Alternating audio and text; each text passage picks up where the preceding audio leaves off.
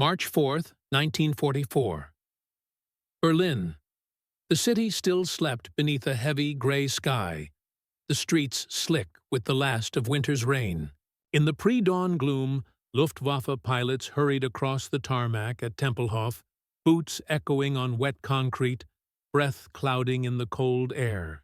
The distant rumble of engines grew louder, a sound that had become all too familiar, yet always brought a knot of dread.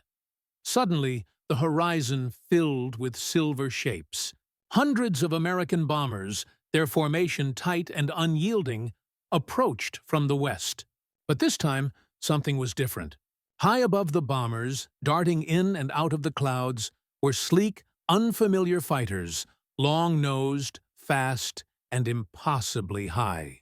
The P-51 Mustang. Until now, no Allied fighter had ever escorted bombers this deep into the heart of the Reich. German pilots stared upward, stunned. The old rules no longer applied. The sky over Berlin, once their domain, was now contested. As the first Mustangs peeled off to meet the scrambling Messerschmitts, a new chapter in the air war began, one that would change the fate of the Luftwaffe, and the city below, forever. By early 1944, the air war over Europe had become a relentless, grinding campaign. The Allies, determined to break the industrial heart of Nazi Germany, launched wave after wave of daylight bombing raids. American B-17 Flying Fortresses and B-24 Liberators thundered across the Channel, their bellies loaded with bombs, their crews bracing for the gauntlet of flak and fighters that awaited them. The British, for their part, struck by night, turning German cities into fields of fire and ruin. But daylight bombing was a gamble. The Luftwaffe, battered but not broken, still ruled the skies over the Reich. German fighter pilots, veterans of the Battle of Britain, the Eastern Front, and North Africa, waited in their dispersal huts, listening for the alarm that would send them racing to their Messerschmitts and Focke-Wulfs. They knew the bombers would come, and they knew the cost of letting them through. For the Americans, the challenge was clear. Without fighter escort, the bombers were vulnerable. The combat box formations, bristling with machine guns, could hold off attackers for a time, but not forever. Losses mounted. On some missions, entire squadrons failed to return. The names of places, Schweinfurt, Regensburg, Bremen, became synonymous with sacrifice. Crews counted the days, the missions, the friends who didn't make it back. The stakes were enormous. The Allies believed that strategic bombing could cripple Germany's war machine, destroy its factories, and break its will to fight. The Germans, for their part, saw the bombers as an existential threat. Every raid meant fewer tanks, fewer planes, fewer weapons for the front. Every bomb that fell on Berlin or Hamburg or Essen was a blow to the heart of the Reich. By the winter of 1943-44, the tempo of the air war had reached a fever pitch. The Americans pushed deeper into Germany, testing the limits of their aircraft and their crews. The Luftwaffe responded with everything it had: new tactics, new weapons, and a growing sense of desperation. The skies over Europe became a vast, deadly chessboard, with each side searching for an advantage. But the Americans faced a critical problem. Their fighters, P-47 Thunderbolts and P-38 Lightnings, lacked the range to escort the bombers all the way to their targets and back. Over the North Sea and the Low Countries, the bombers had protection. But as they pressed deeper into Germany, the escorts turned back, low on fuel, leaving the bombers to face the Luftwaffe alone. The Germans called this the fighter gap, and they exploited it mercilessly. The results were devastating. In October 1943, during the so-called Black Week, the 8th Air Force lost more than 150 bombers in a handful of missions. The cost in men and machines was unsustainable. Morale faltered. Some questioned whether daylight bombing could continue. Yet, even as the losses mounted, hope was on the horizon. In the factories of North America, a new fighter was rolling off the assembly lines, a machine that promised to change the balance of power in the air. The P-51 Mustang, with its sleek lines and powerful Merlin engine, was fast, agile, and, most importantly, capable of flying all the way to Berlin and back. With drop tanks slung under its wings, the Mustang could escort the bombers to the very heart of Germany, challenging the Luftwaffe on its own ground. The arrival of the Mustang was more than a technical breakthrough. It was a signal to the Americans, to the Germans, to the world that the rules of the air war were about to change. The Luftwaffe, already stretched thin by losses on the Eastern Front and in Italy, now faced a new and deadly adversary. The Americans, for the first time, had the means to take the fight all the way to Berlin. And so, as winter gave way to spring in 1944, both sides prepared for the next phase of the struggle. The bombers would come again, and this time they would not be alone. The stage was set for a confrontation that would decide the fate of the air war over Europe, and, in many ways, the fate of the war itself. The P-51 Mustang's journey to the skies over Berlin was a story of innovation, urgency, and transatlantic cooperation. Originally designed for the British, the Mustang's early models were promising but limited by their Allison engines. It was the marriage of the American airframe with the British Rolls-Royce Merlin engine that transformed the P-51 into a world-class fighter. Suddenly, the Mustang could climb higher, fly faster, and, most crucially, escort bombers deep into enemy territory. By late 1943, the 8th Air Force began receiving the new P-51B and P-51C models. With their long-range drop tanks, these fighters could now accompany the bombers all the way to Berlin and back, a round trip of nearly 1,000 miles. The Mustang's arrival was a shock to both friend and foe. American bomber crews, who had grown accustomed to the terror of flying unescorted over Germany, watched in awe as the silver fighters appeared overhead, weaving in and out of the formations, ready to pounce on any attacker. For the Luftwaffe, the Mustang was a nightmare made real. German intelligence had heard rumors of a new Allied fighter, but few believed it could truly reach the heart of the Reich. The Luftwaffe's own fighters, Messerschmitt Bf-109s and Focke-Wulf FW-190s, were formidable, but they were designed for short, sharp battles close to home. Their range was limited, and their numbers were dwindling. The Mustang, by contrast, could loiter over the target, hunt for stragglers, and pursue German fighters all the way back to their airfields. The German High Command was slow to grasp the full implications. For years, they had relied on the defense-in-depth strategy: intercept the bombers as they crossed the border, harass them over the target, and finish off the survivors as they limped home. This approach depended on the bombers being alone for much of their journey. The arrival of the Mustang shattered that assumption. Now every phase of the mission was contested. The Luftwaffe's aces, once able to pick their moments, found themselves hunted by aggressive, well-trained American pilots. The first deep escort missions were tentative, experimental. But by early 1944, the Mustangs were ready for their true test. Berlin. The city was the heart of Nazi Germany, a symbol of power and defiance.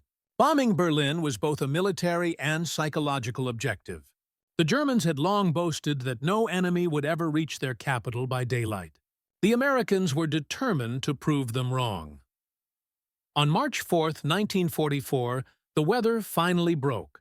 The 8th Air Force launched a massive raid over 600 bombers, escorted by more than 100 P-51s and P-47s. The Luftwaffe scrambled everything it had. German pilots, many of them veterans, raced to intercept the incoming armada.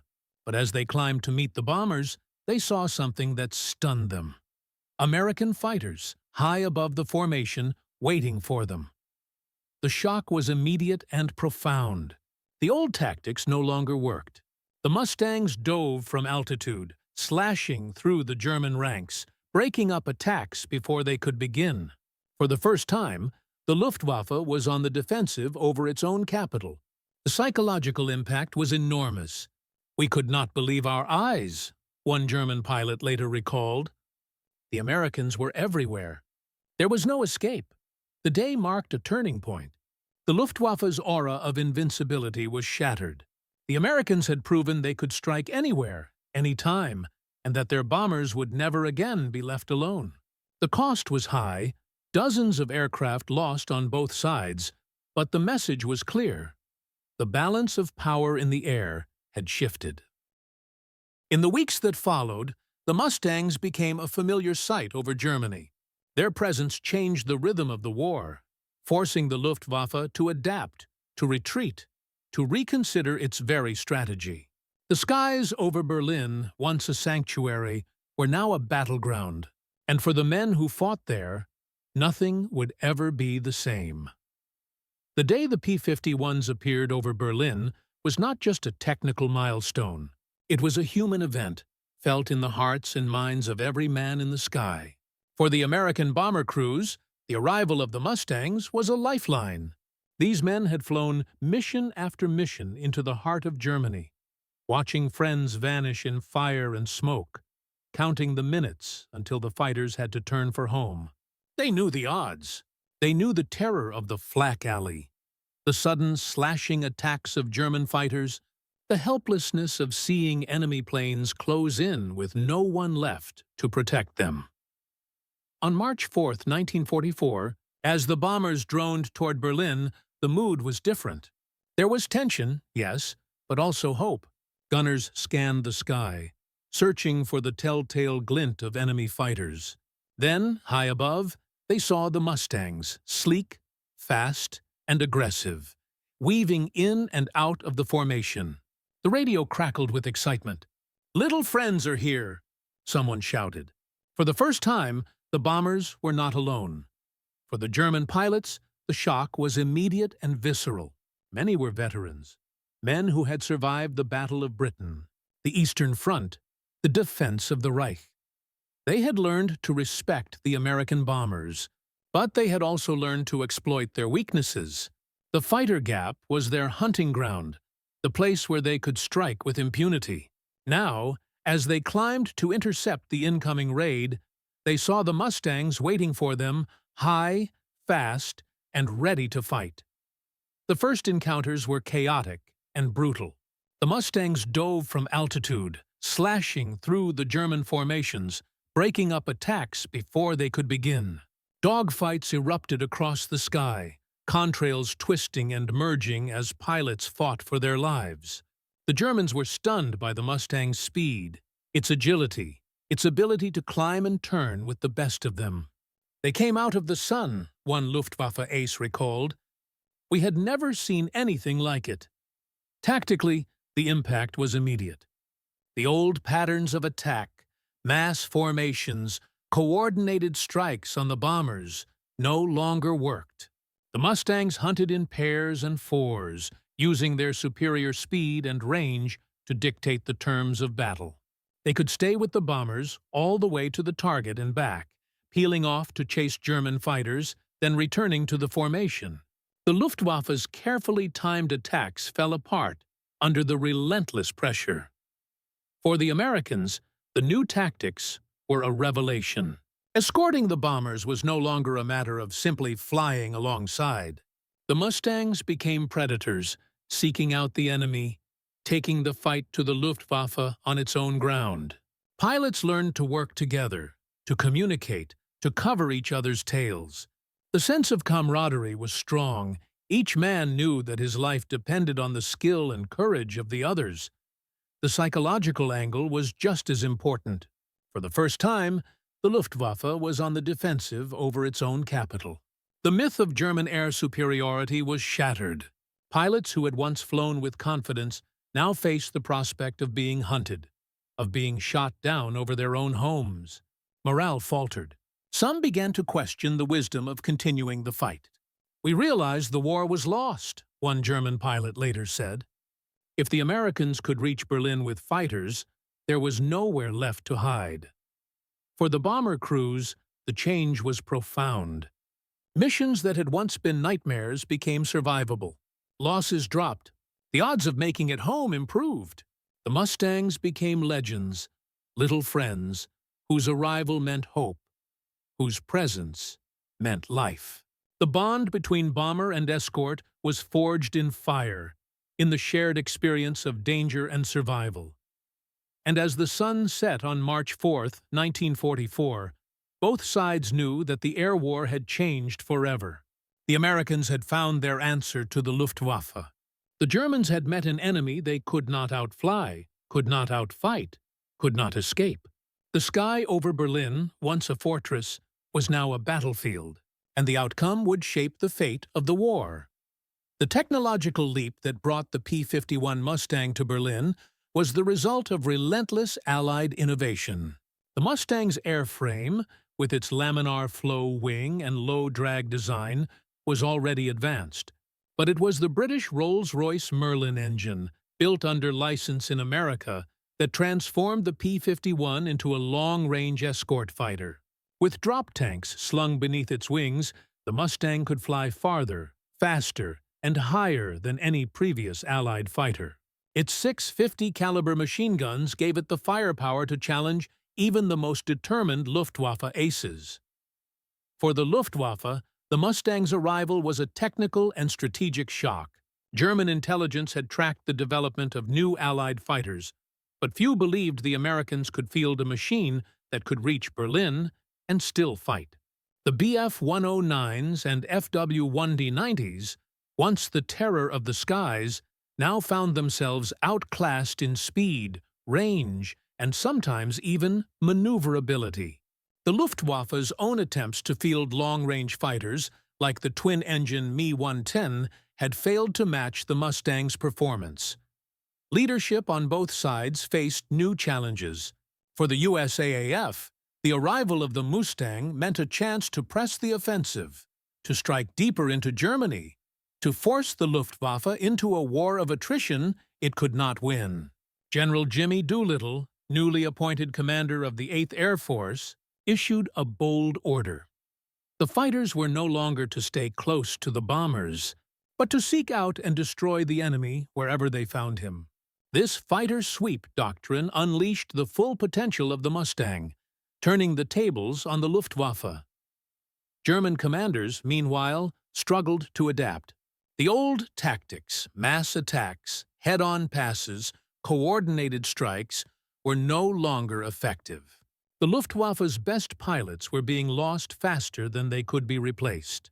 Training programs were rushed, fuel was scarce, and the skies over Germany grew ever more dangerous. The sense of crisis deepened. "We are fighting with our backs to the wall," one senior officer wrote. "The enemy is everywhere." The moral and psychological impact was profound. For American pilots, the Mustang became a symbol of hope and superiority. They flew with confidence, knowing they could protect the bombers and take the fight to the enemy. The bond between bomber and escort grew stronger, forged in the crucible of combat. For the Germans, the sense of invincibility was gone. The sight of Mustangs over Berlin was a daily reminder that the war was turning against them, that the Reich was no longer safe. The enemy's perspective was always reactive.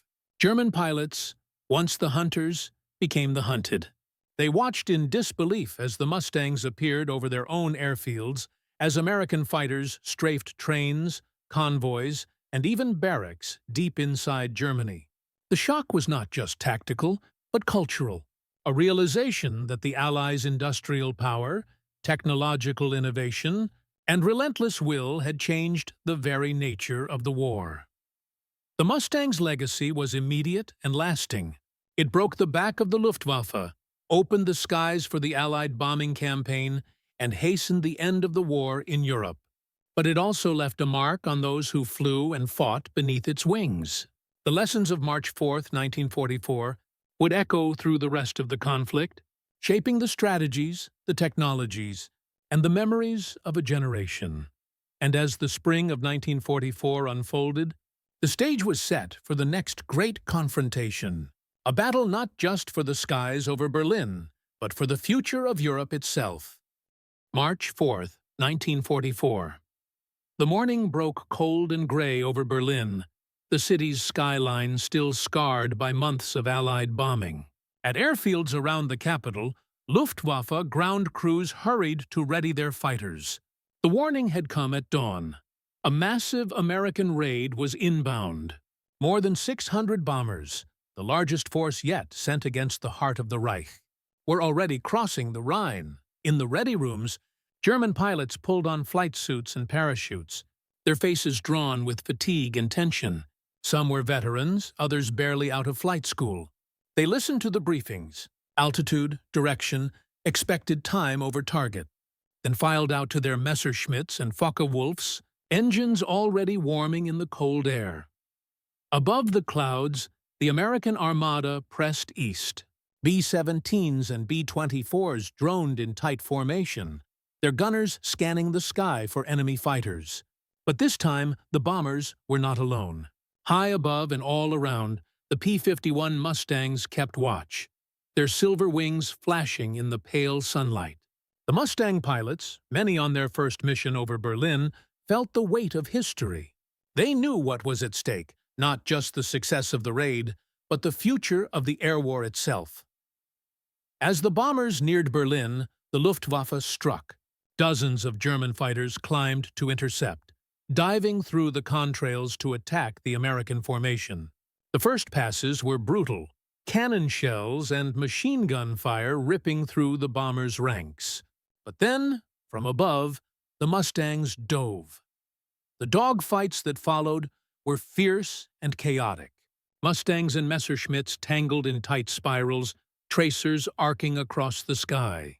Pilots called out warnings and victories over the radio, their voices tense and urgent. Some German aces managed to break through, claiming bombers before being driven off. Others found themselves hunted, the Mustangs pressing every advantage in speed, climb, and firepower. On the ground, Berliners looked up in awe and fear.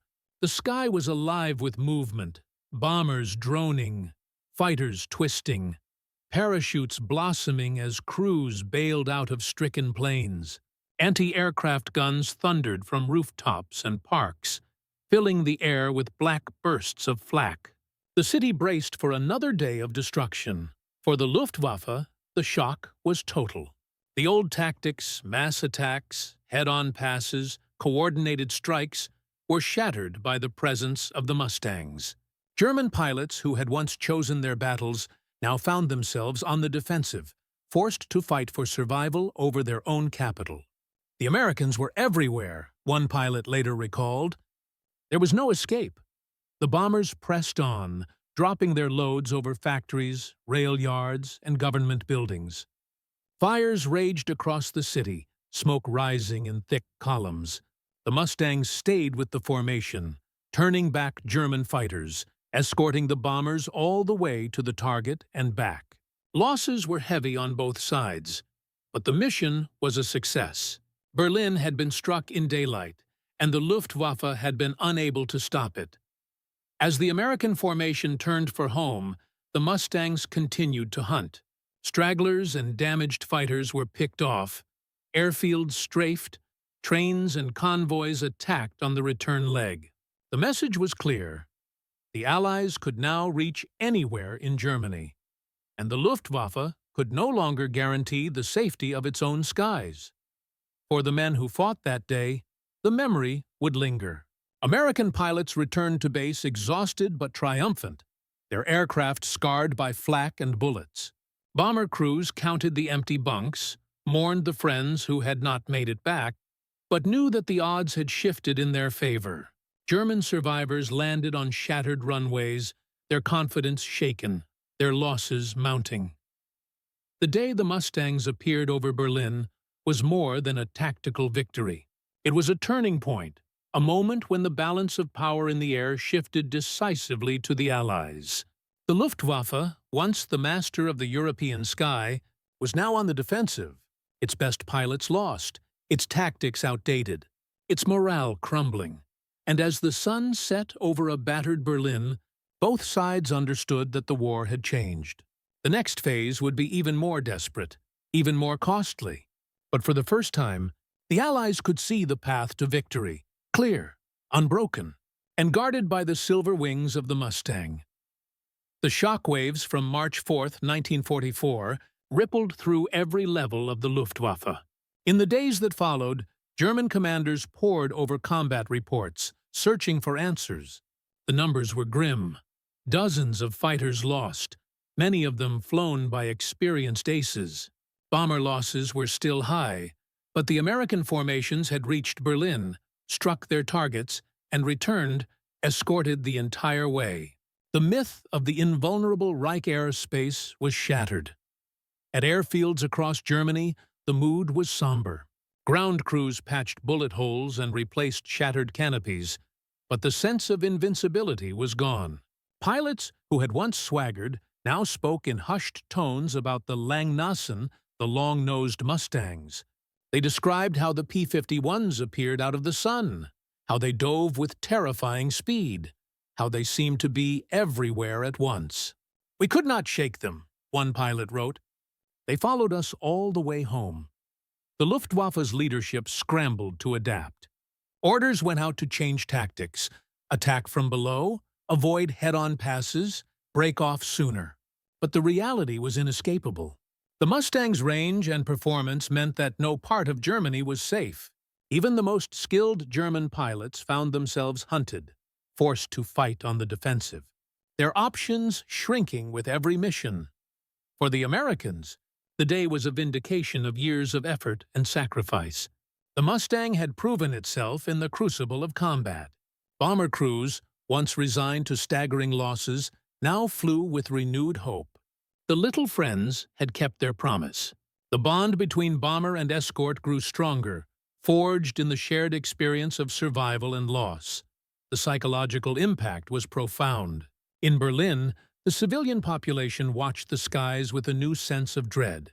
The air raid sirens, once a warning of bombers alone, now signaled the presence of fighters as well. Stories spread of Mustangs strafing trains, convoys, even airfields deep inside Germany. The sense of sanctuary was gone. Nowhere was safe. The Luftwaffe's best and bravest were being lost faster than they could be replaced. Training programs were rushed, standards lowered. Young, inexperienced pilots were thrown into battle, their chances of survival slim. The old guard, the Experten, fought on, but their numbers dwindled. The balance of power had shifted, and everyone knew it.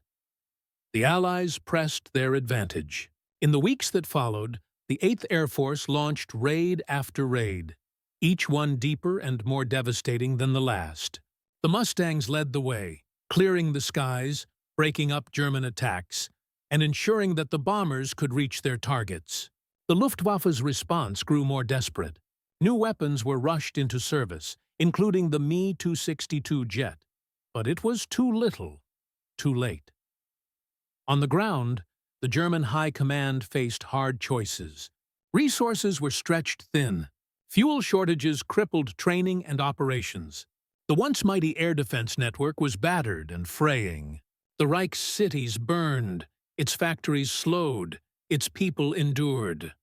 For the men who flew the Mustangs, the victory was hard won. Every mission brought new dangers: flak, enemy fighters, mechanical failure. Losses were still high, but the sense of momentum was unmistakable. The Allies were on the offensive, and the Luftwaffe was reeling. The day the P-51s appeared over Berlin marked the beginning of the end for the German Air Force. The psychological blow was as devastating as the physical losses.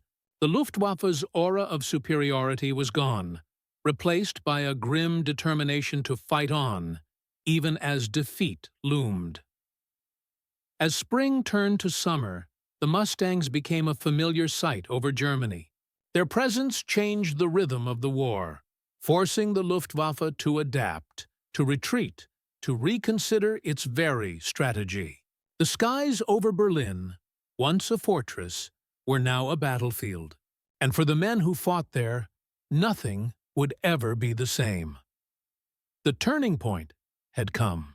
The Allies had seized the initiative, and the Luftwaffe would never recover. The war in the air was now a war of attrition, one the Germans could not win. the Mustangs had opened the door to Berlin and, ultimately, to victory in Europe. In the weeks after the March 4 raid, the air war over Germany entered a new and unforgiving phase. The numbers told the story with brutal clarity. In the first half of 1944, the Luftwaffe lost more than 1,000 fighters and hundreds of irreplaceable pilots. The 8th Air Force, too, paid a heavy price. Bomber losses remained high, and every mission over the Reich was a test of courage and endurance. But the balance had shifted.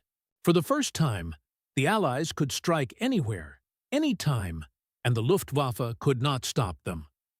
The Mustang's impact was immediate and unmistakable. Bomber crews who had once dreaded the long, lonely run to the target now flew with a sense of hope.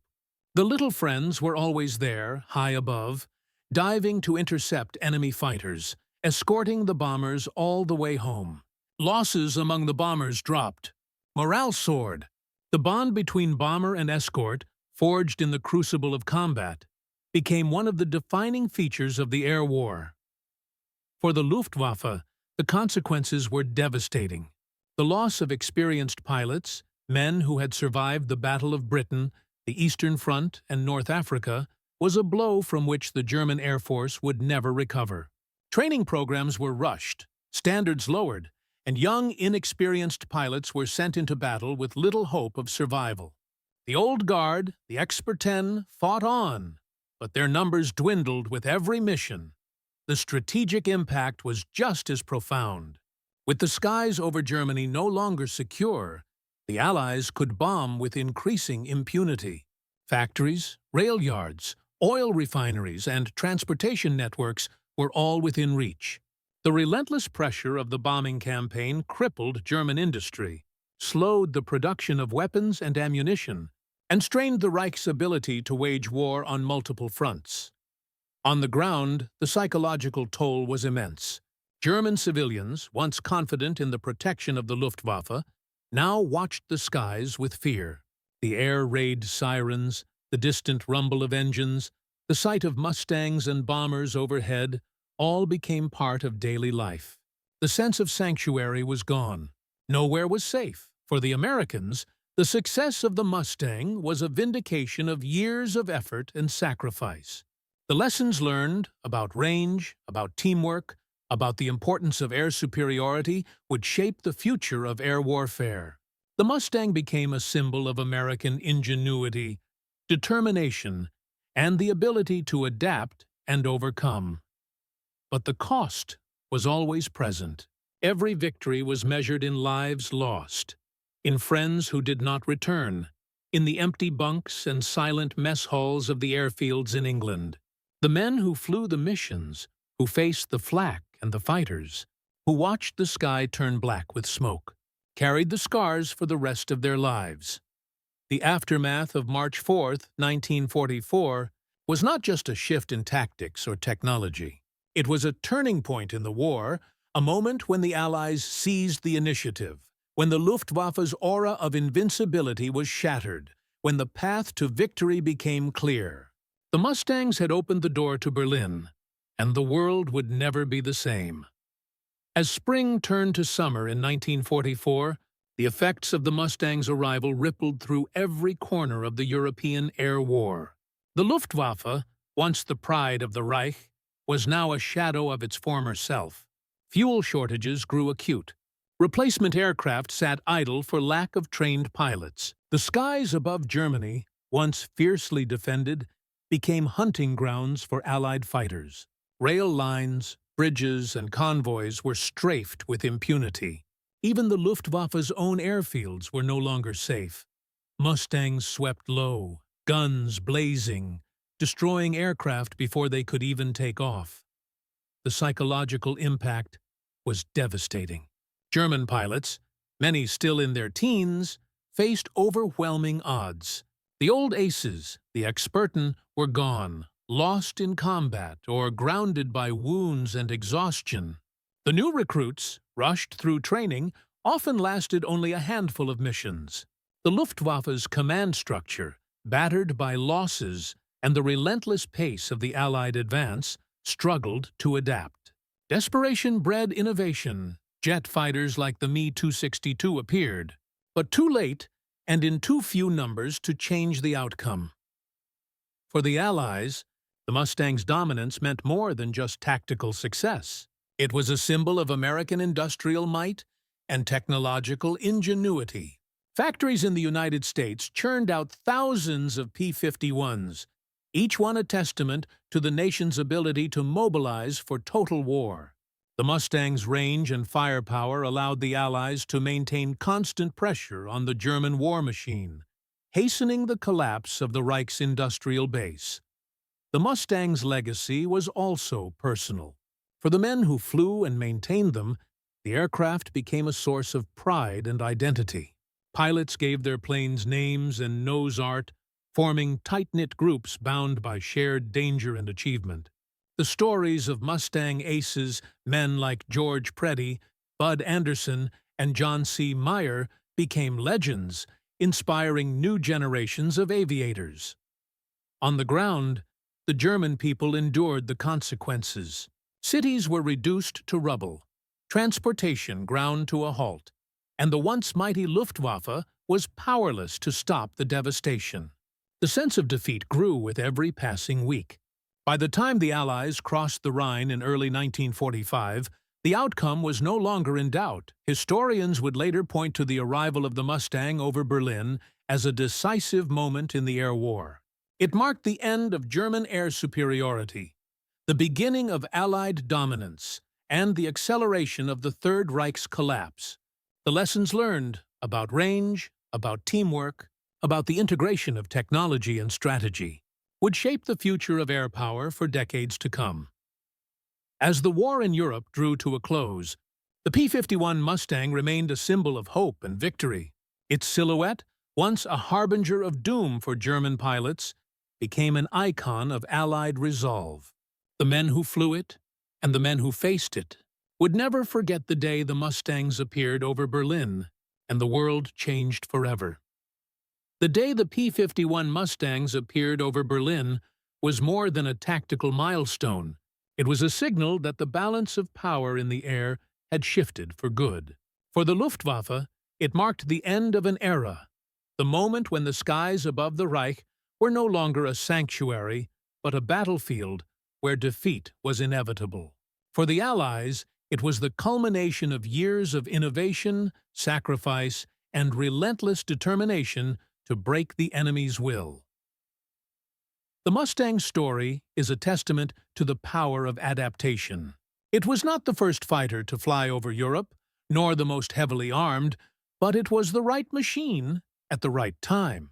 Its range, speed, and agility gave the Allies the edge they needed to protect their bombers, to strike deep into enemy territory, and to wear down the Luftwaffe until it could fight no more. Yet, behind every mission, every dogfight, every victory, were men, young, hopeful, afraid, and brave. The pilots who flew the Mustangs, the crews who kept them running, and the families who waited for their return all paid a price. The German pilots, too, fought with skill and courage, even as the odds turned against them. The air war over Berlin was not just a contest of machines, but a crucible of human endurance and resolve. In the end, the arrival of the Mustang over Berlin changed the course of the war and the course of history. It proved that technology, when matched with courage and vision, could alter the fate of nations. It reminded the world that no fortress is impregnable, no power unassailable. When faced with the combined force of innovation and will, as the years pass and the memories of that day fade, the lesson endures. The sky belongs to those who dare, who adapt, and who never give up.